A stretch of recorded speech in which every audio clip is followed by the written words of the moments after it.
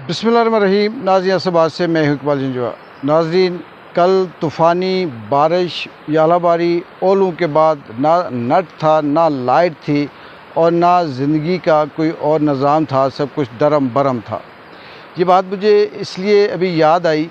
कि जैसे अल्लाह ताला कुरान मजीद में बहुत सी ऐसी ज़िंदगी के जो हक़ाइक़ हैं वो बयान करते हैं, या हमारे बहुत से अशरफिया, बहुत से उलमा, हुकूमत के बहुत से ऐसे लोग और बहुत सी ऐसी ताकतवर शख्सियात कुरानी आयात का तर्जुमा हमें सुनाते हैं कि फ़ासिक के लिए क्या हुक्म है या झूठे के लिए क्या हुक्म है, या यहाँ पर जिस तरह से जो लोग गलत बात फैलाते हैं उनके लिए क्या हुक्म है। तो इससे मुझे याद आया कि हम आलम फ़ाज़ल तो नहीं, लेकिन इतना ज़रूर जानते हैं कि कुरान मजीद में ये भी हुक्म है कि जो कौमें इंसाफ़ नहीं करती, जो झूठ बोलती हैं, उन पे अल्लाह ताला के किस तरह से अज़ाब आते हैं। या जो कौमें अपनी राया पे या अपनी अवाम के साथ हक़ व सच के साथ नहीं खड़ी होती, जो कौमें जुल्म करती हैं, जो झूठ बोलती हैं, जो इंसाफ़ नहीं देती, उनके साथ क्या होता है।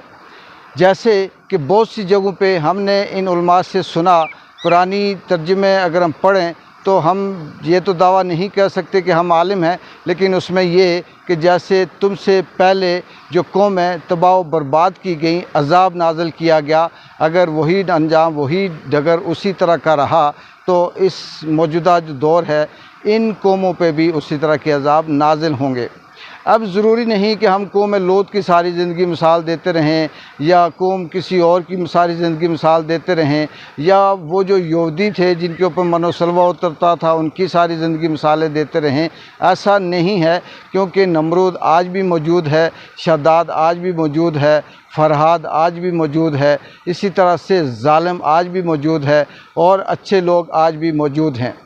कल जो इस मुल्क के ऊपर पाकिस्तान, ख़ास करके इस्लामाबाद में जिस तरह से यालाबारी और ओलों के साथ जो तबाही हुई, लग ये रहा था कि ये आसमान से पत्थर बरसाए जा रहे हैं। इससे ये लग रहा था कि जैसे आसमान से तूफ़ान बरपा है, गाड़ियों के शीशे टूटे, लोगों के घरों के शीशे टूटे, ओले लगने से लोग ना सिर्फ ज़ख्मी हुए बल्कि कहीं लोग ज़िंदगी की बाजी हार गए, लोगों के जानवर परिंदे वहाँ मर गए,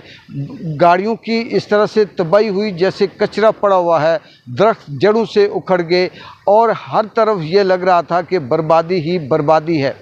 और दूसरी तरफ इसी शहर के अंदर दूसरे ऐवानों में ऐसी मीटिंगें, ऐसी तंजीमें, ऐसे इजलास हो रहे थे कि वहाँ पर कुरानी आयात पढ़कर ये बताया जा रहा था कि हक़ क्या है, सच क्या है, असल क्या है, गलत क्या है। उस बात में हम इसलिए नहीं जाते कि वो आप हमसे ज़्यादा बेहतर जानते हैं, और दूसरी बात ये है कि कल किस तरह से क्या जुल्म हुआ और सोशल मीडिया भरा पड़ा है कि पाकिस्तान में और बाद में फिर आज़ाद कश्मीर में जिस तरह से तूफ़ानी बारिश हुई, तो इसको हम क्या प्रिडिक्ट करें। क्या ये अल्लाह की रहमत थी? क्या ये अल्लाह का करम था? क्या ये सब कुछ सच बोलने पे था? ऐसा नहीं था। यहाँ पर जुल्म ही जुल्म, तबाही तबाही, बर्बादी बर्बादी थी। लेकिन मैं यही कहूँगा कि जब आप